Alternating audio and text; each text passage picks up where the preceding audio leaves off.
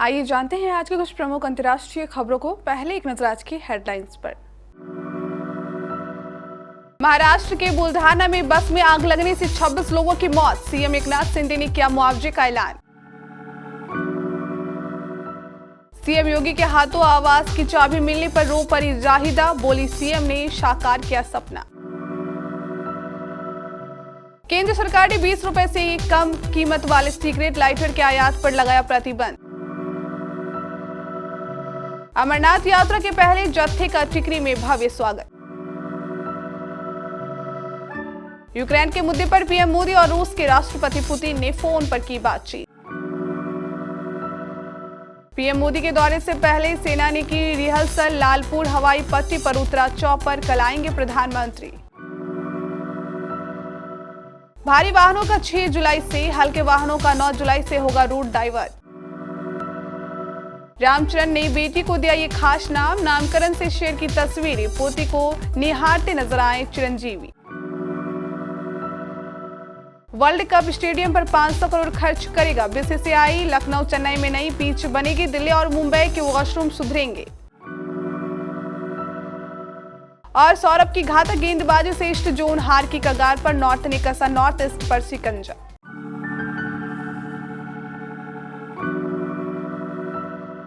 महाराष्ट्र के बुल्ढाना में समृद्धि महामार्ग एक्सप्रेस वे पर 32 यात्रियों को ले जा रही एक बस में आग लगने से अब तक 26 लोगों की मौत हो गई है और कई घायल हो गए हैं। बुल्ढाना के डिप्टी एसपी बाबूराव महामुनि ने बताया कि घायलों को बुल्ढाना सिविल अस्पताल में भर्ती कराया गया है। मुख्यमंत्री एकनाथ शिंदे ने मृतकों के परिवार को 5 लाख रुपए मुआवजा देने की घोषणा की है। बस का ड्राइवर सुरक्षित है। उसने बताया कि टायर फटने के कारण बस अनियंत्रित होकर पलट गई। इसके बाद बस में आग लग गई। ऐसे में बहुत सारे लोगों को आग लगने के बाद बस से बाहर निकालने का मौका नहीं मिला। लुकरगंज में माफिया अतीक अहमद के कब्जे से खाली कराई गई भूमि पर बनाए गए 76 आवासों का आवंटन शुक्रवार को मुख्यमंत्री योगी आदित्यनाथ ने लीडर रोड प्रेस मैदान में आयोजित विशाल जनसभा में किया। सीएम के हाथ से आवास की चाबी मिलने पर कई गरीबों के मानो सपने सच होते दिखे। आवास की चाबी मिलने पर कई लाभार्थियों की आंखों से आंसू छलक आए। लाभार्थियों ने सीएम योगी आदित्यनाथ के प्रति आभार जताया। कहा कि जितनी भी शुक्रिया अदा की जाए वह कम है। सीएम योगी के हाथ से आवास की चाबी मिलने के बाद दरियाबाद की रहने वाली जाहिदा फातिमा अपने आंसू नहीं रोक सकी। उनका कहना था कि उनका परिवार काफी गरीब और पिता भी मजदूरी करता है। केंद्र सरकार ने गुरुवार को 20 रुपए से कम कीमत वाले सिगरेट लाइटर के आयात पर प्रतिबंध लगा दिया है। ये लाइटर अब तक प्रतिबंध से मुक्त हुआ करता था। हालांकि यदि सीआईएफ मूल्य, लागत बीमा और माल ढुलाई 20 रुपए से ऊपर है तो आयात मुफ्त होगा। विदेश व्यापार महानिदेशालय ने एक अधिसूचना के माध्यम से ये जानकारी दी।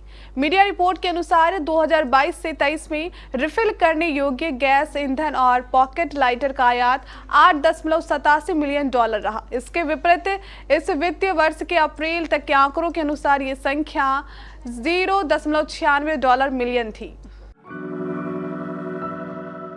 श्री अमरनाथ यात्रा का पहला जत्था जम्मू से रवाना होने के बाद सुबह करीब 6 बजे उधमपुर के टिकरी इलाके में पहुंचा, जहां जिला प्रशासन, पुलिस, सीआरपीएफ के अधिकारियों के साथ गणमान्य लोगों ने जत्थे का भव्य स्वागत किया। अमरनाथ यात्रियों को हार पहनाए गए और माता की चुनरी भेंट की गई। स्वागत के बाद जत्था बम बम भोले के जय घोष लगाते हुए आगे की तरफ बढ़ गया। जत्थे के स्वागत को लेकर सुबह 4:30 बजे ही पुलिस और प्रशासन के अधिकारियों के साथ ही गणमान्य लोग टिकरी काली माता मंदिर पहुंच गए थे। स्कूल के छात्र छात्राओं की तरफ से काली माता मंदिर में भगवान शंकर पर आधारित सांस्कृतिक कार्यक्रम पेश किए। रूसी राष्ट्रपति व्लादिमीर पुतिन और प्रधानमंत्री नरेंद्र मोदी ने आज यूक्रेन की स्थिति को लेकर फोन पर चर्चा की। क्रेमलिन ने ये बात कही है। उसने कहा है कि रूसी राष्ट्रपति व्लादिमीर पुतिन और प्रधानमंत्री नरेंद्र मोदी ने संघाई सहयोग संगठन तथा G20 के भीतर सहयोग पर चर्चा की। बातचीत में व्लादिमीर पुतिन, पीएम मोदी ने द्विपक्षीय साझेदारी को मजबूत करने की प्रतिबद्धता दोहराई। क्रेमलिन की ओर से आए बयान में कहा गया है कि आज भारतीय पक्ष की पहल पर रूस के राष्ट्रपति व्लादिमीर पुतिन ने भारत के प्रधानमंत्री नरेंद्र मोदी से टेलीफोन पर बातचीत की।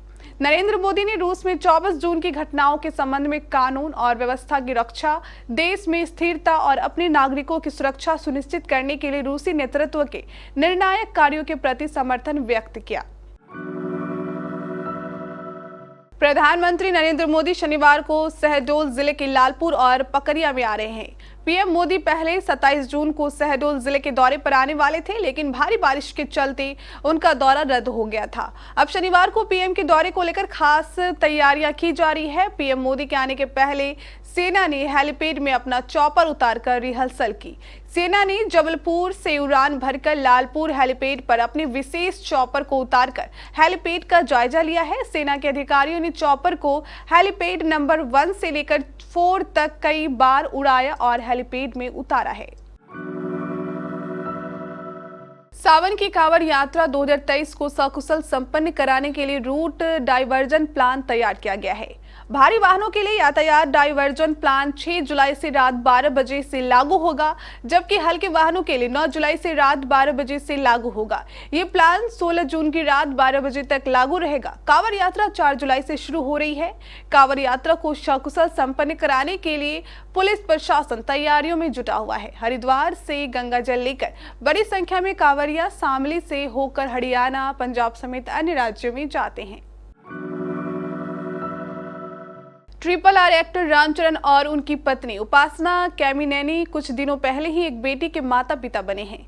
दोनों ने शादी के 11 सालों बाद अपने पहले बच्चे का स्वागत किया। शुक्रवार को रामचरण और उपासना ने बेटी के लिए नामकरण फंक्शन रखा। अब एक्टर ने फंक्शन से तस्वीरें शेयर की है। रामचरण की बेटी इस दुनिया में आने के साथ ही लाइमलाइट में बनी हुई है।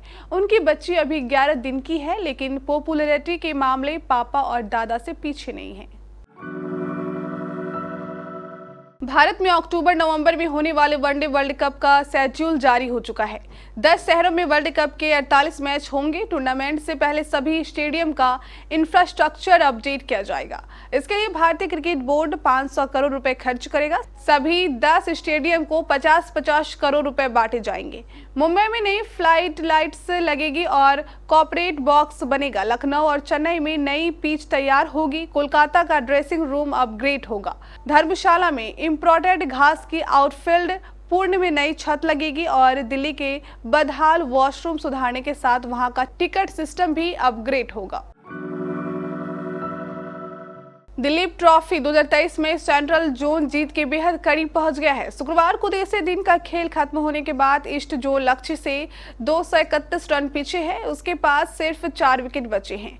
सेंट्रल जोन ने सेमीफाइनल की ओर कदम बढ़ा दिया है। तीसरे दिन का खेल खत्म होने तक रियान पराग 6 रन और मणिशंकर पुरा सिंह 0 पर खेल रहे हैं। ईस्ट जोन ने 6 विकेट के नुकसान पर 69 रन बना लिए हैं। उसे 300 का लक्ष्य मिला है।